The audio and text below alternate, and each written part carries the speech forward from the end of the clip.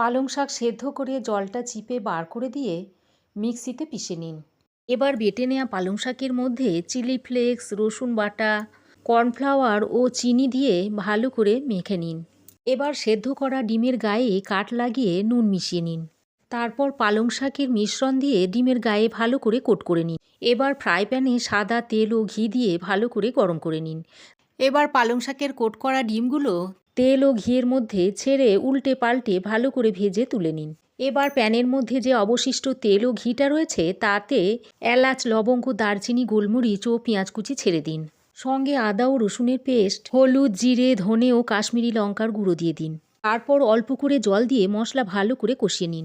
কিছুক্ষণ কষানোর পর এর মধ্যে দিয়ে দিন টমেটো ও ধনেপাতার পেস্ট। এবার স্বাদমতো নুন, লঙ্কা, চিনি ও গরম মশলার গুঁড়ো দিয়ে ভালো করে মিশিয়ে নিন। তারপর 1 কাপ মতো গরম জল দিয়ে দিন।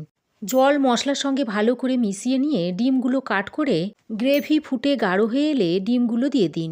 তারপর 1-2 মিনিট ফুটিয়ে নামিয়ে গরম গরম ভাতের সঙ্গে সার্ভ করে দিন।